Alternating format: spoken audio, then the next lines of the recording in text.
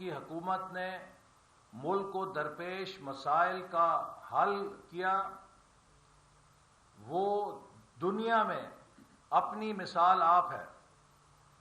ایک ایسا ملک جہاں 67 سالوں میں 18,000 میگا واٹ بجلی پیدا کی گئی ہو، 4 سالوں میں مسلم لیگ نون نے 11,000 میگا واٹ بجلی بنا کر ایک ورلڈ ریکارڈ بنایا ہے۔ اسی طرح 4 سالوں کے اندر اس ملک میں جہاں کوئی $1 سرمایہ کاری کرنے کے لیے تیار نہیں تھا، 29 ارب ڈالر کے سی پیک منصوبوں کو زمین پہ کھڑا کر کے میٹیریلائز کر کے پاکستان کی تاریخ کا ایک ریکارڈ بنایا ہے۔ پاکستان کی مردہ معیشت کو 3% پہ جہاں وہ لاک ہو چکی تھی، اور جیسے ایک زمانے میں انڈیا کی معیشت کے لیے ماہرین معیشت ہندو گروتھ ریٹ کا لفظ استعمال کرتے تھے جو 2-3% ترقی کا تھا، پاکستان کے لیے اردو گروتھ ریٹ کا لفظ ایجاد ہو گیا تھا کہ یہ 3% سے آگے ترقی نہیں کر سکتی۔ ہم نے اس معیشت کو 5.8% پہ لا کے کھڑا کیا۔ جنوری 2018 میں ورلڈ بینک کی رپورٹ کے مطابق 2019 اور 2020 میں پاکستان نے 6% سے ترقی کرنی تھی۔ یہ مسلم لیگ نون نہیں کہہ رہی تھی، یہ ورلڈ بینک کہہ رہی تھی جنوری 2018 میں کہ اگلے 2 سال پاکستان 6% سے ترقی کرے گا۔ وہ 6% کہاں، ہم -0.4 یا -1.4 پہ آ کھڑے ہوئے ہیں۔ تو یہ جو 2013 اور 18 کا دور ہے، اس میں جس طرح معیشت پہ کام ہوا، توانائی پہ کام ہوا، دہشت گردی کی وہ جنگ جو اس سے پہلے بھی لڑی جا رہی تھی لیکن کوئی خاطر خواہ کامیابی نہیں تھی، مسلم لیگ نون کی حکومت نے اس دہشت گردی کی جنگ کو جیتنے کے لیے وسائل فراہم کیے ہماری مسلح افواج اور سیکیورٹی اداروں کو، جس سے ہم کامیاب ہوئے۔ یہ کارکردگی اگر افریقہ کے کسی کمزور سے کمزور جمہوری ملک کے اندر بھی کسی حکومت نے دکھائی ہوتی تو اگلی دفعہ وہ 2/3 اکثریت سے کامیاب ہو جاتی۔ لیکن جس طرح آپ نے دیکھا کہ چیئرمین سینٹ کے خلاف تحریک عدم اعتماد کا حشر ہوا، قومی اسمبلی کے اندر اپوزیشن کی اکثریت اقلیت میں بدلی گئی حالیہ ووٹ میں، اور حکومت کی اقلیت اکثریت بنائی گئی، اسی طرح جادو منتر کے ساتھ پی ٹی آئی کو RTS سسٹم سے فتح یاب قرار دیا گیا، اور وہ جماعت کہ جس نے اس ملک کی قسمت بدلنے والے فیصلے اقدامات کیے تھے اور کارکردگی دکھائی تھی، اسے نکال دیا گیا۔ کیا کوئی یقین کر سکتا ہے کہ سندھ میں پیپلز پارٹی کی حکومت واپس آ جائے، خیبر پختونخوا میں PTI کی حکومت واپس آ جائے، اور پنجاب کے اندر جہاں مسلم لیگ نون کی حکومت نے شہباز شریف صاحب کی قیادت میں مثالی کارکردگی دکھائی ہو، وہ واپس نہ آ سکے؟ جب پنجاب میں مسلم لیگ نون نمبر 1 پارٹی بنی تو یہ حق ہمیں نہیں دیا گیا اور ہم سے چھین لیا گیا، ہارس ٹریڈنگ کے ذریعے ایک اقلیتی جماعت کو پنجاب کے اوپر مسلط کر کے آج پنجاب کی درگت بنا دی گئی ہے۔ اور یہی نہیں بلکہ اب یہ جو حکومت ہے اور جو اس کا انتقام ہے وہ اتنا اندھا ہو گیا ہے کہ وہ پاکستان کو ایک فیشسٹ ریاست اور 1 پارٹی ریاست بنانے کے ایجنڈے پہ کام کر رہا ہے۔ اس کی نشانی یہ ہے کہ لیڈر آف اپوزیشن کے خلاف اور مسلم لیگ نون کے رہنماؤں کے خلاف نیب گردی کی نئی لہر برپا کر دی گئی ہے۔ آپ نے دیکھا کہ دنیا حیران ہے، ماہرین قانون حیران ہے کہ پاکستان میں پہلے ایک لیگل جورسپروڈنس ہوتی تھی، اب ایک نیا قانون ایجاد ہو رہا ہے جسے نیب جورسپروڈنس کہتے ہیں۔ پاکستان کے قانون کی وہ تشریح اور تعبیر مقبول نہیں سمجھی جاتی جو ہمارے ماہرین قانون یا عدلیہ آئین اور قانون کی روشنی میں کرے. ہمارے ہاں قانون اسے سمجھا جاتا ہے کہ جو نیب کے ادارے کے ذریعے کالے قانون اس ملک میں لاگو کیے جاتے ہیں یا ان کی کالی تشریح کی جاتی ہے اسے قانون سمجھا جاتا ہے. لیڈر آف اپوزیشن شہباز شریف صاحب کے خلاف ریفرنس دائر کرنے کے بعد نیب کی طرف سے انہیں گرفتار کرنے کی کوشش کھلم کھلا نیب گردی نہیں ہے بلکہ سیاسی دہشت گردی بھی ہے، جس کا مطلب اپوزیشن کو اس کا گلا گھونٹنا ہے، اپوزیشن کی آواز کو دبانا ہے، جس کا مطلب یہ ہے کہ حکومت اپنی دھاندلی کو کھلم کھلا کر سکے. 15 نومبر کو گلگت بلتستان کے اندر الیکشن کا اعلان ہو گیا ہے اور اس الیکشن میں مسلم لیگ نون نے جو گلگت بلتستان میں خدمت کی ہے، جو مثالی ترقی دی ہے، مثالی امن دیا ہے، مثالی گورننس دی ہے، گلگت بلتستان میں ایک حکومت اپنے من پسند نتیجے حاصل کرنے کے لیے چاہتی ہے کہ اپوزیشن کے ہاتھ پیر باندھ کے وہ سونی گلی کر دے اور اس میں کلا عمران نیازی ناچتا پھرے. ایسا نہیں ہو سکتا. شہباز شریف صاحب کو گرفتار کرنے کا مقصد گلگت بلتستان کے الیکشن میں دھاندلی کی آغاز کرنا ہے تاکہ مسلم لیگ نون کو اس الیکشن کے اندر آزادانہ طور پہ حصہ لینے سے روکا جا سکے. اور اگر حکومت نے یہ پری پول دھاندلی کے ہتھ کنڈے بند نہیں کیے تو ہم ان پر بھرپور احتجاج کریں گے. ہم عمران احمد نیازی کو اجازت نہیں دیں گے کہ وہ 2018 کا کھیل گلگت بلتستان کے الیکشن میں کھیل سکے. گلگت بلتستان کے عوام نواز شریف سے پیار کرتے ہیں کیونکہ نواز شریف نے گلگت بلتستان کو ان کے حقوق دیے ہیں، ان کو وہ ترقی سے روشناس کیا ہے جو 70 سال میں کسی نے نہیں دی تھی. گلگت بلتستان کا ڈیولپمنٹ بجٹ دگنا کیا. آج وہاں پر نیا ایک ترقی کا دور شروع ہو رہا ہے اور اب مسلم لیگ نون کی اس مقبولیت کو دیکھتے ہوئے یہ حکومت مسلم لیگ نون کے صدر کو گرفتار کرنا چاہتی ہے تاکہ مسلم لیگ نون الیکشن کی مہم میں آزادانہ طور پہ حصہ نہ لے سکے. تو یہ سیاسی دہشت گردی اور دھاندلی کے ہتھ کنڈے ہم قبول نہیں کریں گے. اسی طرح پنجاب جس کے بلدیاتی نمائندوں کو پنجاب سے چھینا گیا اور غیر قانونی طور پہ 51,000 منتخب بلدیاتی نمائندوں کو برطرف کر کے حکومت اب پنجاب کے اندر بلدیاتی اداروں میں بھی اپنے لوگوں کو دھاندلی سے جتانے کا پلان بنا رہی ہے اور اس مقصد کے لیے بھی وہ مسلم لیگ نون کے صدر کو میدان سے باہر کرنے کی خواہش رکھتی ہے. لیکن مجھے یقین ہے کہ پاکستان کا قانون عمران احمد نیازی یا نیب کی ذاتی جاگیر نہیں ہے. پاکستان کی عدلیہ پاکستان کے عوام کے بنیادی حقوق کا فیصلہ آئین اور قانون کے مطابق کرے گی، کیونکہ سپریم کورٹ، اسلام آباد high court, Sindh high court اور پنجاب ہائی کورٹ بھی واضح طور پہ قرار دے چکے ہیں کہ کسی کو ٹرائل سے پہلے گرفتار کرنا اس کے بنیادی حق کی خلاف ورزی ہے. یہ لوگوں کی تذلیل ہے، یہ لوگوں کے ڈگنیٹی کو تباہ کرنے کا ذریعہ ہے.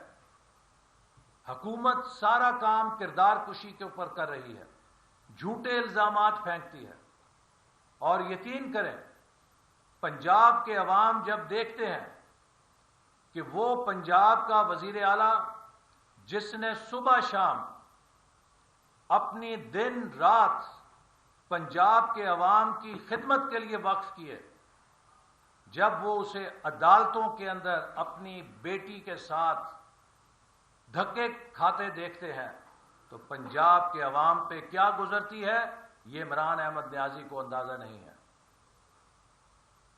یہ جو پنجاب کے ساتھ انتقام لیا جا رہا ہے وسیم اکرم پلس حکومت کی صورت میں، کہ وہ 10 سال کی ساری محنت جو جناب شہباز شریف صاحب نے پنجاب میں کی اس کو ریورس کیا جا رہا ہے۔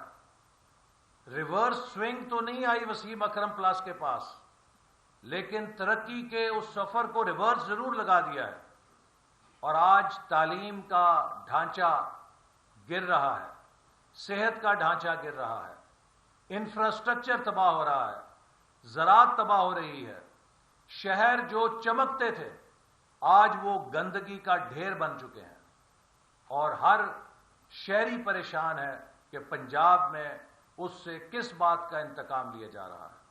تو لہٰذا میں آج کی پریس کانفرنس کے ذریعے عمران احمد نیازی کو متنبہ کرنا چاہتا ہوں، اور نیب کو بھی یہ کہنا چاہتا ہوں کہ اگر نیب یہ سمجھتی ہے کہ وہ جھوٹے مقدمے قائم کر کے، وہ جیلوں سے ہمیں ڈرا کے ہمیں پاکستان کے عوام کی جد و جہد سے پیچھے ہٹا لیں گے، ان کی بھول ہے۔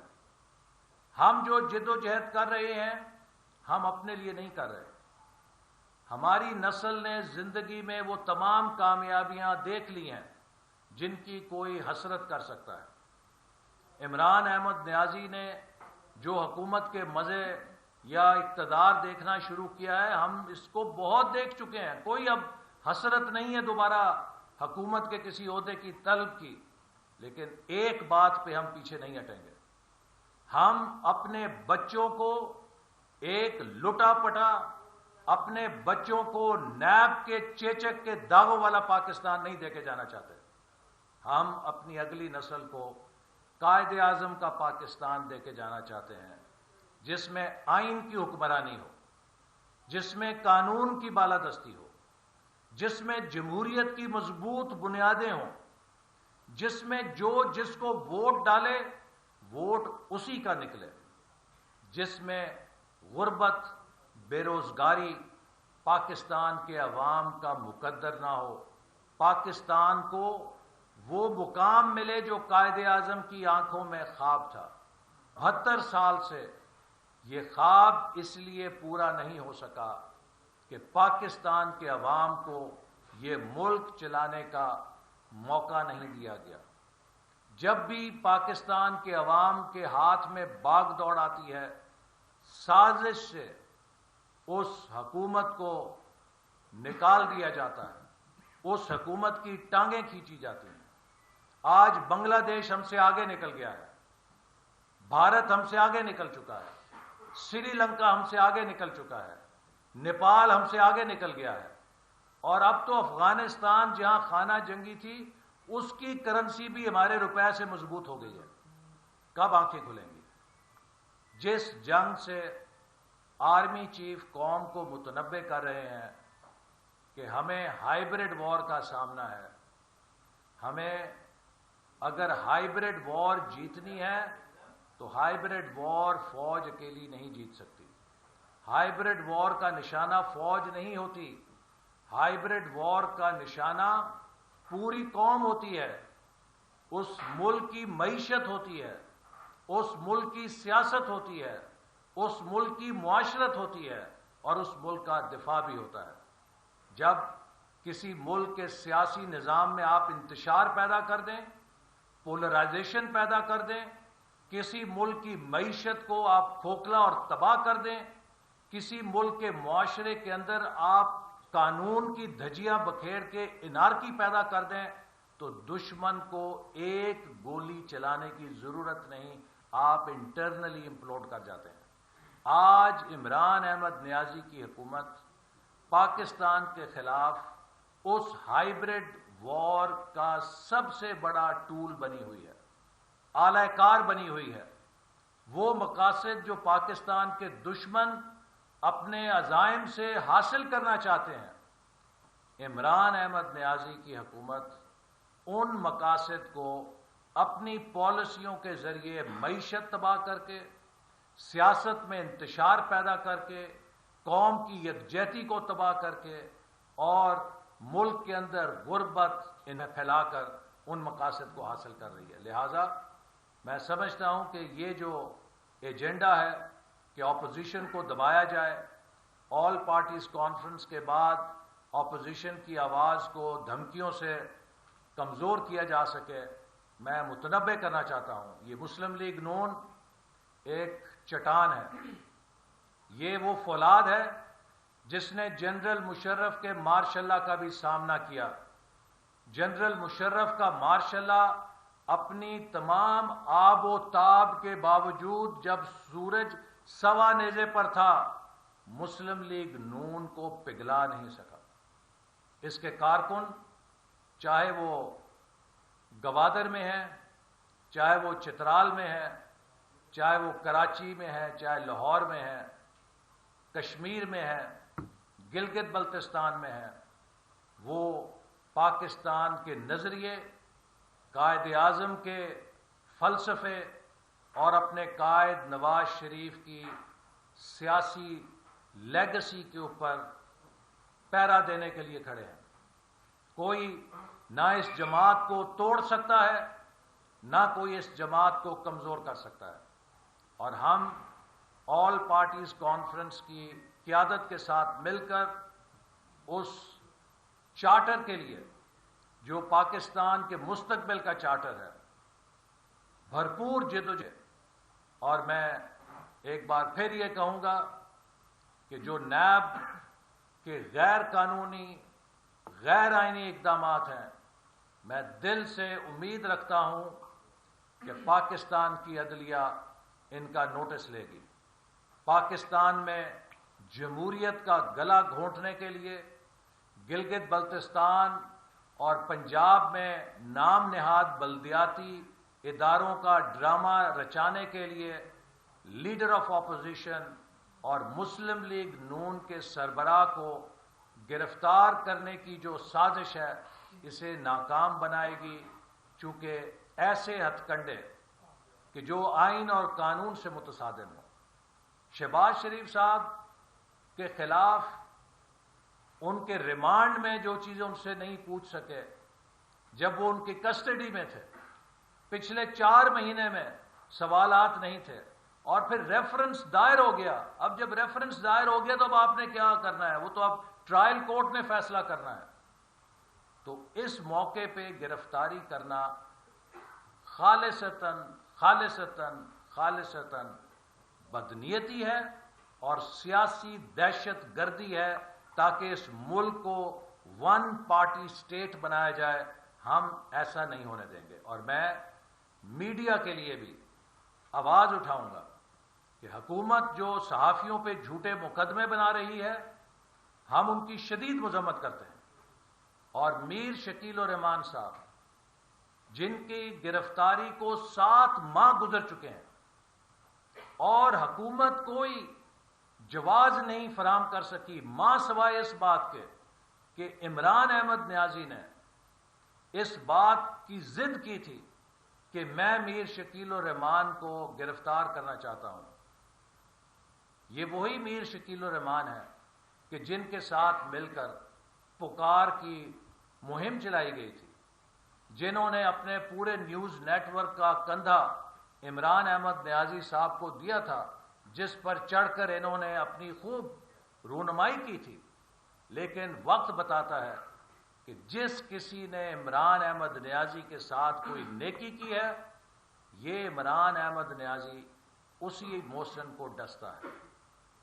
اگر نواز شریف نے شوکت خانم ہسپتال کے لیے زمین دی اور اپنا ذاتی پیسہ دیا، جس کی کبھی تشہیر نہیں کی، شاید وہ نہ ملتا تو کبھی یہ ہسپتال نہ بن سکتا، لیکن اسی محسن کو اس نے ڈسا ہے۔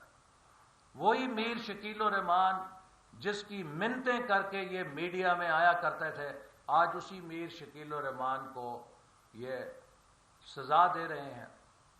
اور اسی طرح لاتعداد لوگ ہیں کہ جنہوں نے زندگی میں ان کے ساتھ نیکی کی ہے۔ ان کا اپنا کزن جو ان کو کرکٹ میں لے کر آیا، اس کے ساتھ کیا حشر کیا، بیچارہ ماجد خان بھی ان کے انتقام سے نہ بچ سکا۔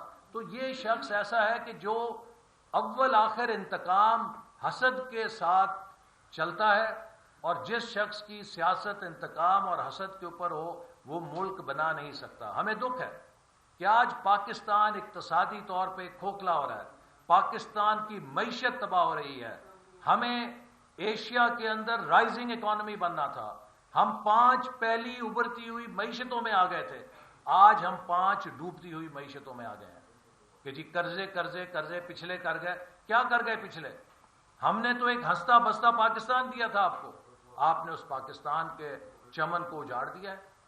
ہم نے 10,000 ارب قرضے 5 سالوں میں لیے، ترقیاتی منصوبے لگائے، آپ 2 سالوں میں اس سے زیادہ قرضے کھا گئے ہو اور سب کے سب خسارے میں کھا گئے ہو، ایک اینٹ نہیں لگی۔ عمران نیازی، آپ نے تو پاکستان کو ڈیٹ ٹریپ میں پھنسا دیا ہے، قرضوں کے پھندے میں پھنسا دیا ہے۔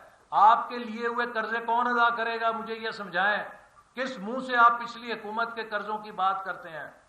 ہمارے 5 سال کے قرضے جس میں مثالی ترقی ہوئی، موٹر ویز بنی، توانائی کے منصوبے بنے، آج لوگ جاتے ہیں کراچی سے پشاور تک موٹر وے کے اوپر، آج لوگ ملتان لاہور ملتان سکر موٹر وے پہ جاتے ہیں، ہری پور اور لے کے آگے تھا کوٹ تک جاتے ہیں اور نواز شریف کو دعائیں دیتے ہیں۔ ہماری ترقی تو بولتی ہے، آپ نے کیا کیا ہے؟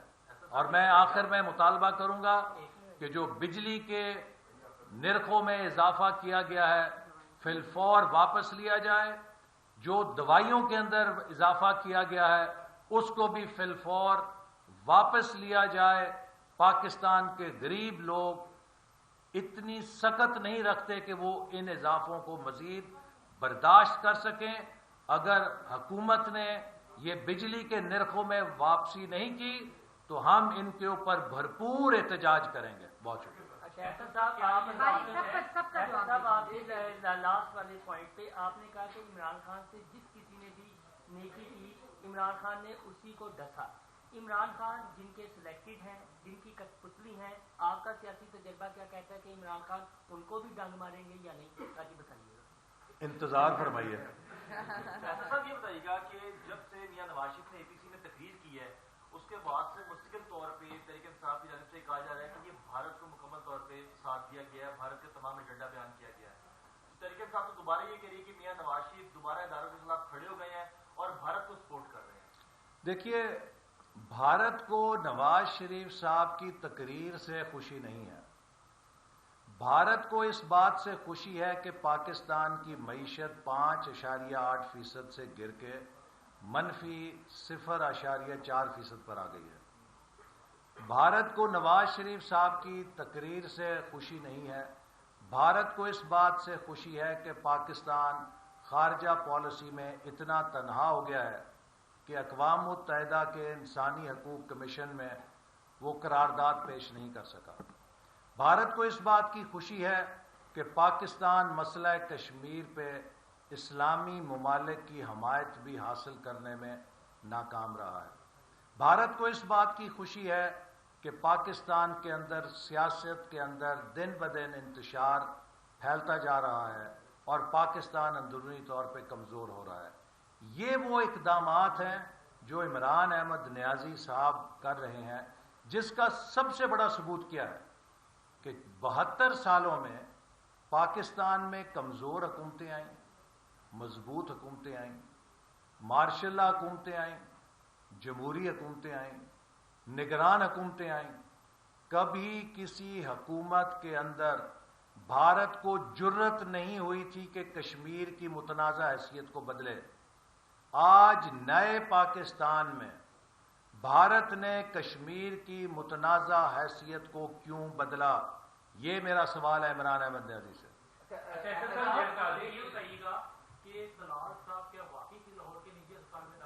میرے علم میں نہیں ہے. ایسا صاحب یہ بتائیے گا کہ نواز شریف نے ٹویٹ کیا کہ پاسداری اب کی جائے کہ عسکری قیادت سے نہ ملا جائے. اب آپ لوگ پاسداری کریں گے کہ آرمی چیف سے آپ لوگ تنہائی ملاقاتیں نہ کریں؟ آپ نے ملاقات کی ہوئی ہے, خواجہ سے کی ہے. دیکھیے میں اس بات کی جی نہیں محمد زبیر کی تشہیر کی ہے, آپ انہیں کوئی میسج دیں گے تو آپ نے جو ان کا آئین ہے اس کے مطابق سیاسی لوگوں سے ملاقات نہیں کر سکتے آرمی چیف؟ میں اس بات کی کئی دفعہ وضاحت کر چکا ہوں کہ وزیر داخلہ سے اترنے کے بعد میری آرمی چیف کے ساتھ کوئی 1-on-1 ملاقات نہیں ہوئی.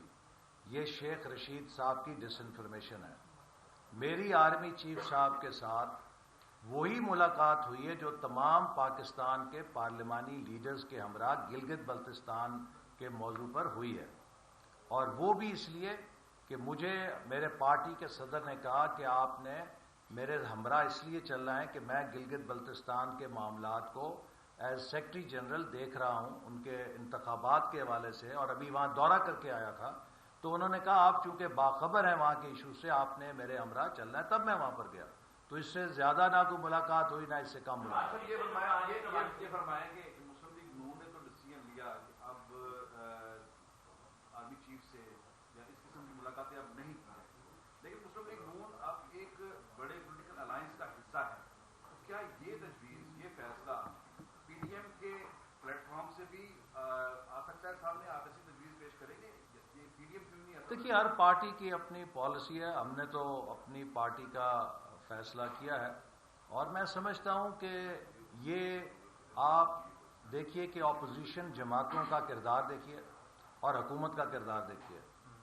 ایک نہایت حساس سیکیورٹی کے حوالے سے گلگت بلتستان کے مسئلے پر جب مشاورت کی گئی تو اپوزیشن پارٹیز میں اتنی رسپانسبلٹی تھی کہ کسی نے اس خبر کو لیک نہیں کیا. یہ دنیا بھر میں ان کیمرہ سیشنز ہوتے ہیں الیکٹڈ لیڈرشپ کے بریفنگ کے لیے. ہر جمہوریت میں, امریکہ کی جمہوریت میں, برطانیہ میں, یورپ میں یہ ایک روٹین ہے کہ کسی سیکیورٹی کے مسئلے پہ آپ پی آئی اے والوں سے تو نہیں پوچھیں گے, یا کوئی سیکیورٹی کا مسئلہ اس پہ آپ کو ریلوے والے آ کے بریفنگ تو نہیں دیں گے. اس پہ تو آپ کو عسکری ادارے ہی بریف کر سکتے ہیں. یہ معمول کا حصہ ہوتی ہے جمہوریت میں. لیکن حکومت کے وزراء نے اس میٹنگ کو سیاسی مقاصد کے لیے استعمال کر کے اپوزیشن سے زیادہ ہمارے قومی اداروں کو نقصان پہنچایا. اور میں امید رکھتا ہوں کہ وہ قومی ادارے اس بات کو محسوس کریں گے کہ اپوزیشن نے ذمہ داری کا مظاہرہ کیا تھا. یہ خود وہ حکومت ہے جو دعویٰ کرتی ہے کہ ہم ایک پیج پر ہیں, اس کی غیر ذمہ داری سے اور اس کی سیاست بازی سے جو ہر موضوع پہ کرنا چاہتی ہے, اس نے قومی اداروں کو ان کے لیے بلا وجہ پولیٹیکل کانٹروورسی کھڑی کی. اصل پر ایک ایسی سیاست ہے کہ ابھی آپ کو بتایا کہ آپ سے کوسچن پوچھا گیا طلال چودھری صاحب کو, اور آپ نے اس کو اتنا اگنور کر دیا. کون لوگ ہیں جنہوں نے ان پر تشدد کیا؟ کم سے کم مذمت ہی کرنا. میرے علم میں جو چیز نہیں ہے, ہم آپ کو بتا رہے ہیں کہ ان کا آپریشن ہوا ہے, وہ اس وقت نیشنل ہاسپٹل میں ایڈمٹ. آپ ان سے جا کے پوچھ لیجیے. سر آپ کی پارٹی کا